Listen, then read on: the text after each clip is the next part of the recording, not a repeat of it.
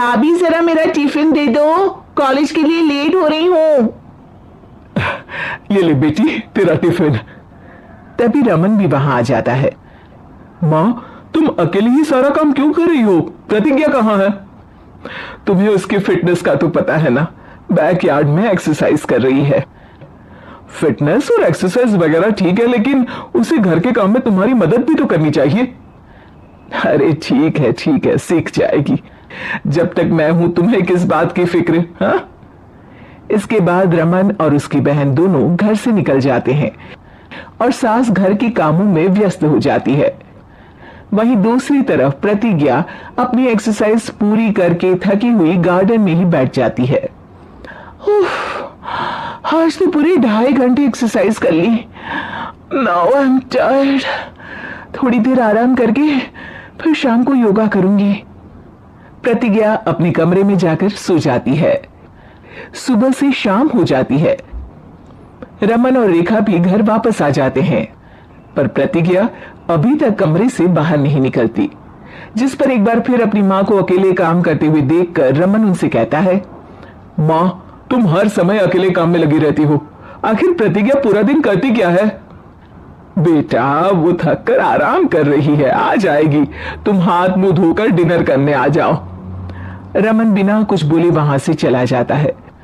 थोड़ी देर बाद वो सब डिनर करने बैठते हैं, तभी प्रतिज्ञा भी वहां आ जाती है और डिनर में बने खाने को देखकर बोलती है, मम्मी ये क्या, सब कुछ तला भुना बनाया है।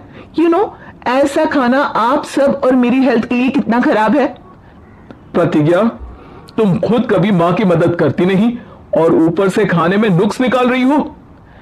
अरे बहू हम सबकी हेल्थ के बारे में ही तो सोच रही है। बहू मुझे ना वो डाइट वाला और बिना घी तेल का खाना बनाना आता नहीं। कुछ नहीं होता मम्मी, वो भाभी बना लेगी। आखिर इतनी फिटनेस फ्रीक है, डाइट फूड बनाना भी जरूर आता होगा।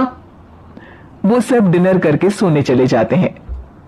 अगली सुबह फिर हमेशा की तरह प्रतिज्ञा अपनी एक्सरसाइज और योगा करने लगती है और उसकी सास घर का सारा काम, जिसे करते हुए अचानक उनकी तबीयत खराब हो जाती है और सीने में दर्द शुरू हो जाता है। मर गई बहू। रमन अरे कोई तो सुनो।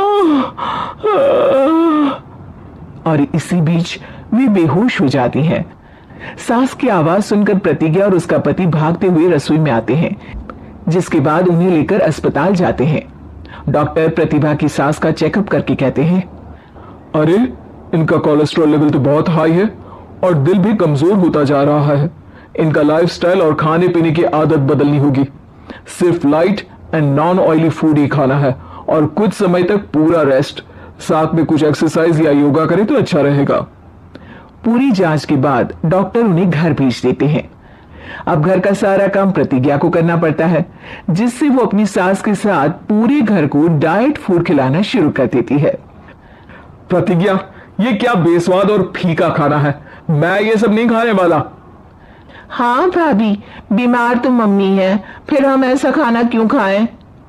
प्रतिज्ञा किसी की बात पर कोई ध्यान दिए बिना सास को बढ़िया एक्सरसाइज कराने के साथ कुछ ना कुछ गड़बड़ करते हुए घर का काम करती रहती है। एक शाम रमन प्रतिज्ञा से चाय मांगता है। ये लीजिए, पर मैंने इसमें चीनी थोड़ी कम डाली है। रमन चाय पीता है और तुरंत ही उसे दोबारा कप में पलट देता है। अर्र कौन सा जहर है? अरे जहां खाने में नमक डालना होता है वहां डालती नहीं और इसमें नमक ही नमक भर दिया। माँ सॉरी, मैं दूसरी चाय बना देती हूँ। अरे रहने दो, तुमसे फिटनेस का ध्यान रखने के अलावा और कुछ नहीं हो सकता।